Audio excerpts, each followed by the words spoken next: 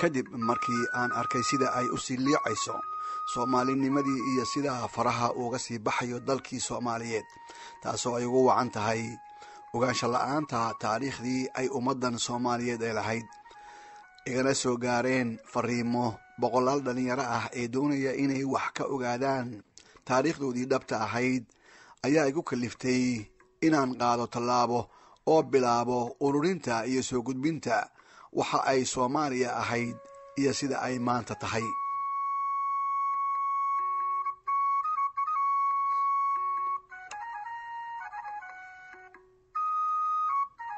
haddaba hordhacan wuxuu bilow u yahay barnaamij taariikheed oo aan u bixiyey Soomaaliya Soomaali baa leh. barnaamijkan Soomaaliya Soomaali baa leh waxa uu ka hadlayaa taariikhda Soomaalida in badan oo la wada yaqaan iyo in badan oo kaydsan hase ahaatee ayaan dad badan wada aqoonin. waxa kale oo aan ku soo qaadan doonaa dad badan oo Soomaaliyeed oo laga yaabo inaan bal xusuusnayn doorkii taariikheed oo ay ku lahaayeen dalkan shakhsiyaad nool haddii aan la idmo intaan kari karno oo kale ayaa ka mid noqon doona waxyaabahan ku soo qaadan doono kuwa hadda nool ee halganka weli ku jira. waxaan intaasi ka baxsanayn wax kasta oo ka mid noqon kara barnaamijkaygan Soomaaliya Soomaali baa leh oo aan rabo inaan ku soo bandhigo YouTube-ka. waxaan filayaa in laga wada faa'iideysan doono wixii iga khaldamana aan wada sixi doono haddii aan la idmo. barnaamijkan waxaa igu dhaliyey dad badan oo Soomaaliyeed gaar ahaanna dhalinyarada jiilkan oo aanan haba yaraatee helin wax ka caawiya taariikhdoodii si ay u bartaan ummadda ay yihiin halka ay ka soo jeedaan. sidaasi la mid ahna dadka waayeelka ah ee doonaya inay kororsadaan macluumaad waxna ka sii ogaadaan taariikhda nolosha Soomaalida oo laga yaabee inayan u helin fursad wakhtiyadoodii hore.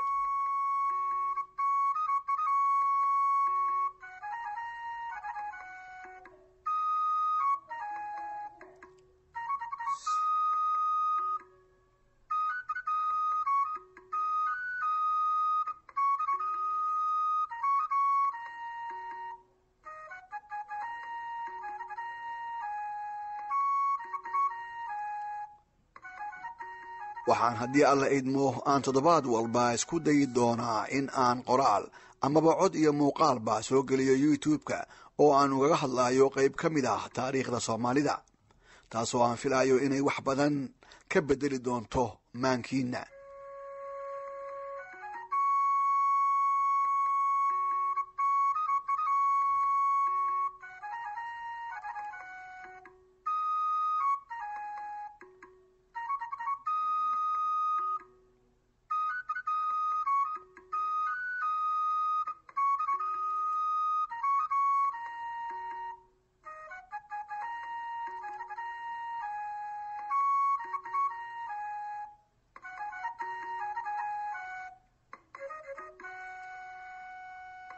waxaan waayay wax isku hawla bal in dib loogu noqdo xaaladaha kala gedisan ee nolosha Soomaalidu soo martay oo aanan lagu koobnaan oo kaliya arrimaha qabiilka iyo jufooyinka oo qayrkeeni naga reebay.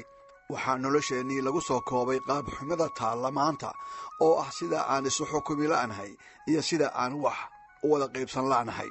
dhallinyaradii Soomaaliyeed waxaa loo meeriyaa inayan waxba ku heli karin oo ku hormari karin waxaanan qabiil ahayn waxayna aakhirkii keentay in la waayo isku kalsooni siday doonto ha noqotee taasina ay keentay nabad la'aanta shaqo la'aanta aakhirkiina keentay in jiilkii muhiimka u ahaa dalkan uu wada haajiro.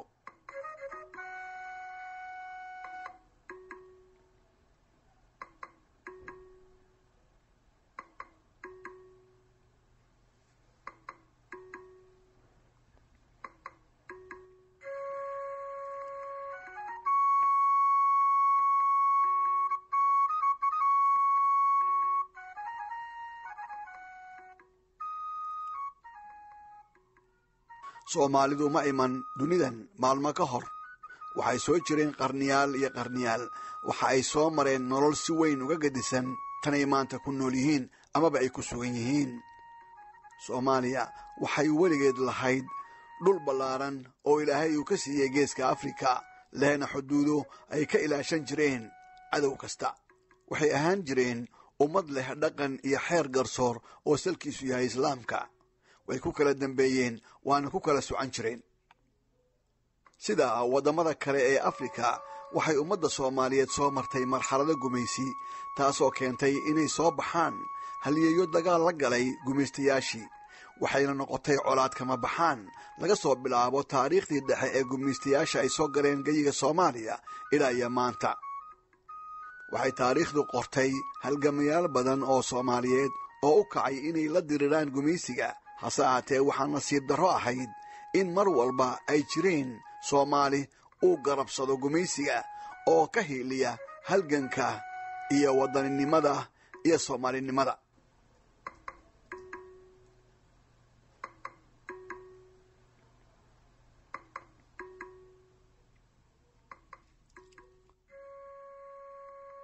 gumaysiga kadib Soomaalidu weligeed ma helin madax bannaani dhab ah oo ay iskeed isugu maamusho. waxaa mar walba gacmaha kula jiray dadyow shisheeye oo damacoodu ahaa ilaa iyo maantana uu yahay inay kala qaybiyaan shacbiga Soomaaliyeed iyo dalka Soomaaliyeed si uusan weligii u helin itaal uu ku hanto maamulka dalkiisa, una hamiyin dhulkiisii lagu kala qaybiyey Berliin 1884.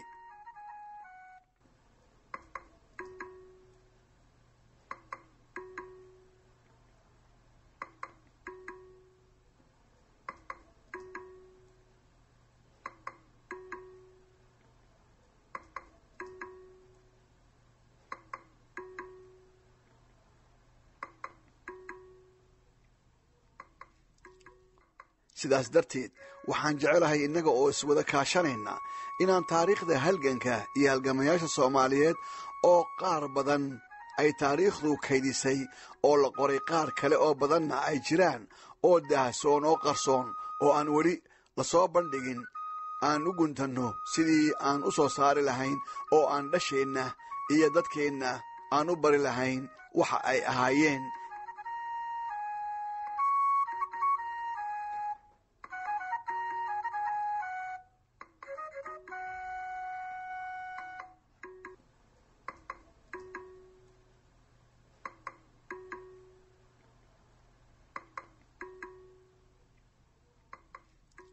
haddaba qoraaladan taariikheed waxa ay noqon doonaan kuwa haddii aan la idmo aan soo bandhigi doono toddobaadkiiba hal mar anigoo soo dhigi doona YouTube-ka iyadoo cod iyo muuqaalba.